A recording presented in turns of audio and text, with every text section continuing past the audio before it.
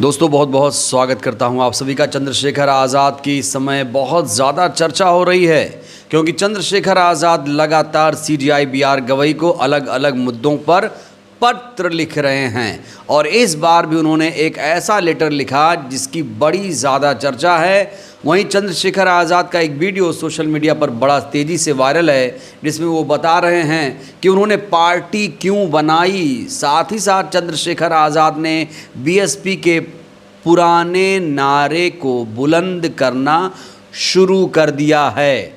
वहीं चंद्रशेखर आज़ाद की पार्टी ने मध्य प्रदेश संगठन में एक बड़ा फेरबदल किया है।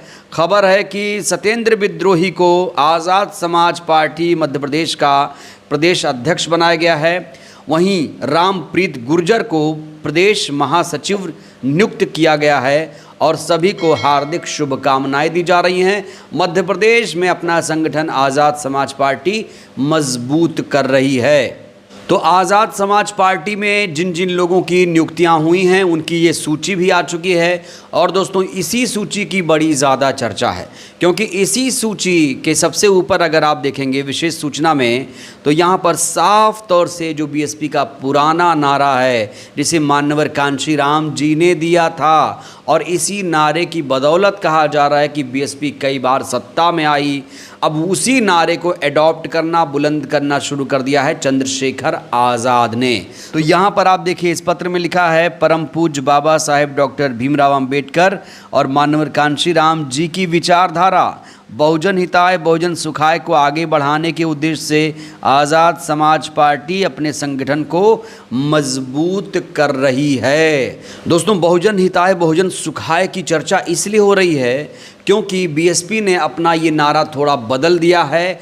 अब जो नया लेटर बीएसपी का आ रहा है उसमें बहुजन हिताय बहुजन सुखाय नहीं होता है, उसमें सर्वजन हिताय सर्वजन सुखाय की बात कही जाती है। और ये लेटर भी आप बीएसपी का देख सकते हैं। तमाम जो लेटर्स विज्ञप्तियाँ प्रेस विज्ञप्तियाँ आती हैं बीएसपी की तो उसमें सर्वजन हिताय सर्वजन सुखाय की बात होती है।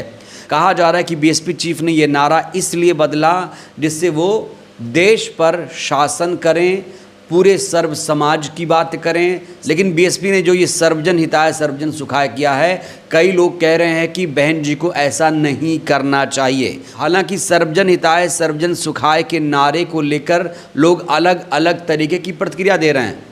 बहुत सारे लोग कह रहे हैं कि बहन जी ने ये बड़ी गलती की है, बीएसपी को ऐसा नहीं करना चाहिए था, बीएसपी को अपने बहुजन हिताय बहुजन सुखाय के नारे पर ही चलते रहना चाहिए था। जानकार कह रहे हैं कि जब बीएसपी ने अपना मूल नारा बदला तो चंद्रशेखर आज़ाद खुश हो गए, इसीलिए उन्होंने खुश होकर ये नारा एडॉप्ट कर लिया है।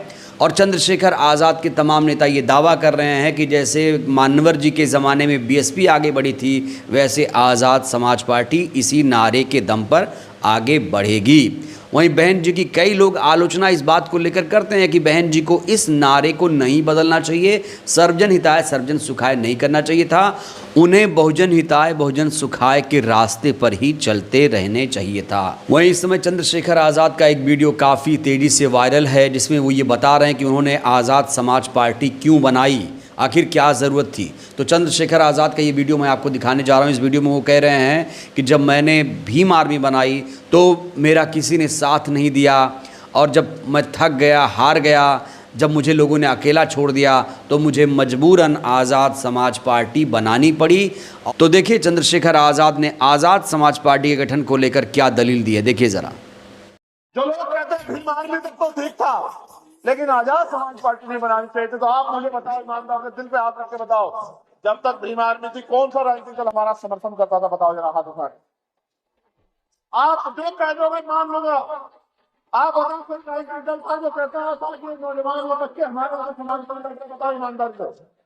आप मजाक उड़ाते थे, आरोप लगाते थे, आपके आंसुओं पे हंसते थे, लेकिन जब आजाद समाज पार्टी नाम का चलाया तो अच्छे की नींद उड़ गई। तो दोस्तों चंद्रशेखर आज़ाद की इन बातों से क्या आप लोग सहमत हैं? चंद्रशेखर आज़ाद क्या सही दलील दे रहे हैं कि उन्हें किसी ने नहीं पूछा और उनको किसी ने भाव नहीं दिया इसलिए उन्होंने पार्टी बना दी? दोस्तों इस संबंध में आप लोग भी अपनी टिप्पणी कीजिएगा। इस बीच चंद्रशेखर आज़ाद का एक लेटर बड़ा ज़्यादा वायरल है। उन्होंने सीजीआई बीआर गवई साहब को एक लेटर लिखा है और ये लेटर है टीईटी शिक्षकों के लिए लेटर है। जो टीचर्स एलिजिबिलिटी टेस्ट होता है टीईटी को लेकर उन्होंने सीजीआई बीआर गवई को पत्र लिखा है। उन्होंने शिक्षकों के लिए टीईटी अनिवार्य करने संबंधी निर्णय पर विचार करने की गुजारिश की है।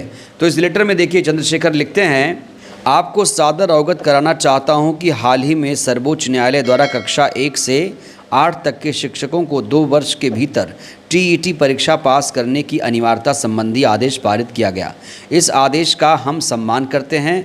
ये भी मानते हैं कि योग्य और प्रशिक्षित शिक्षक ही बच्चों के उज्जवल भविष्य का निर्माण कर सकते हैं, किंतु इस निर्णय से जुड़े कई मानवीय, सामाजिक और व्यावहारिक पहलुओं पर पुनर्विचार किया जाना आवश्यक है। इसमें कुल 6 बिंदु हैं। पहला बिंदु है पूर्व नियुक्त शिक्षकों पर प्रभाव, अनुभव और योगदान, उम्र एवं पारिस्थितिक जन्य कठिनाइयाँ, शैक्षणिक ढांचे पर असर। एक है भर्ती के समय की शर्तें, आर्थिक एवं पारिवारिक संकट। ये 6 मूल बिंदु इस पत्र में सम्मिलित किए गए हैं और इसीलिए उन्होंने सुप्रीम कोर्ट से विशेष तौर से निवेदन किया सीजीआई बीआर गवई से और 3 मांगें इन्होंने की हैं यहाँ पर। इस आदेश पर पुनर्विचार करते हुए सेवा में कार्यरत शिक्षकों के लिए वैकल्पिक व्यवस्था की जाए, कार्यरत शिक्षकों को छूट दी जाए अथवा उनके लिए सरल प्रशिक्षण फ्रेशर कोर्स की व्यवस्था की जाए। केवल नई भर्तियों पर ही ये नियम सख्ती से लागू किया जाए। तो ये लेटर चंद्रशेखर आज़ाद ने जैसे ही लिखा, जो तमाम पीड़ित थे वो चंद्रशेखर आज़ाद का शुक्रिया अदा कर रहे हैं। चंद्रशेखर आज़ाद लगातार हर मुद्दे पर बात करते हैं। इससे पहले आपको याद दिला दें, चंद्रशेखर आज़ाद ने सीजीआई बीआर गवई को एक लेटर लिखा था। अभी परसों की बात है दोस्तों, लेटर लिखा था। उन्होंने कहा था कि सुप्रीम कोर्ट, हाई कोर्ट, अधीनस्थ न्यायालयों में बाबा साहब की तस्वीर ज़रूर लगाई जानी चाहिए। तो इसको लेकर चंद्रशेखर आज़ाद ने सीजीआई बीआर गवई साहब को पत्र लिखा है। अब सीजीआई बीआर गवई साहब इस पत्र पर कब संज्ञान लेंगे, ये बड़ा सवाल है दोस्तों। अक्सर बातें होती रहती हैं क्योंकि ग्वालियर हाई कोर्ट में अभी तक मूर्ति नहीं लग पाई है। कई नेताओं ने इसको लेकर आवाज़ बुलंद की, लेकिन उसका अभी कुछ असर होता हुआ नज़र नहीं आ रहा है। ऐसा लगता है कि जो मोहन यादव सरकार है वो नींद में है या फिर सोने का नाटक कर रही है। बहरहाल इस वीडियो में इतना ही। चंद्रशेखर आज़ाद ने जिस तरीके से बहुजन हिताय बहुजन सुखाय का नारा बुलंद किया है, क्या लगता है क्या चंद्रशेखर आज़ाद की पार्टी इस नारे के ज़रिए सत्ता के शिखर पर पहुंच पाएगी? और आखिर बीएसपी सुप्रीमो ने, बहन मायावती जी ने सर्वजन हिताय सर्वजन सुखाय क्यों कर दिया? क्या लगता है कौन सा नारा आपकी नज़र में बेहतर है? प्रतिक्रिया बहुत ज़रूरी है। और चंद्रशेखर आज़ाद ने जो दलील दी है कि हमने इसलिए पार्टी बना दी है, उनकी दलील से आप लोग कितने सहमत हैं? राय दीजिएगा। बहुत बहुत धन्यवाद।